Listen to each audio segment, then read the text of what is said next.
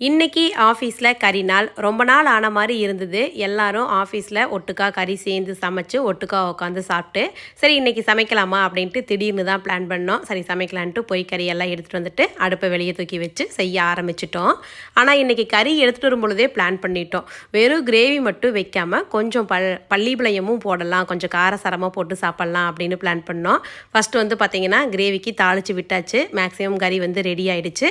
அதை கொஞ்சம் தண்ணி குழம்பாட்டை இருத்து வச்சுட்டு அதுக்கப்புறம் கிரேவியும் கொஞ்சம் சதன்னு இருக்கும் பார்த்தீங்களா, அந்த மாதிரி 2 டைப்பாக வச்சிடலான்ட்டு 2ஐயும் வச்சாச்சு. கறி சமைக்க ஆரம்பித்தா சமைச்சு முடிச்சு சாப்பிட்றத விட அந்த சமைக்கவே எடுத்து சாப்பிடுவோம் இல்லைங்களா, அந்த டேஸ்ட்டு தான் வேறு லெவலில் இருக்கும். சமைச்சு தட்டில் போட்டு சாப்பிட்ற கறியை விட அந்த சமைக்க எடுத்து சாப்பிடுவோம் இல்லைங்களா, அந்த கறி எவ்வளோ சாப்பிட்றனே தெரியாது. அன்லிமிட்டடாக கொஞ்சம் சாப்பிட்ருவோம். நான் வந்து பாப்பா 2 பேத்துக்குமே வந்து சமைக்கவே கொடுப்பேன், அவங்களும் கொஞ்சம் நிறையா சாப்பிட்டோம் அப்படிங்கிறதுக்காக.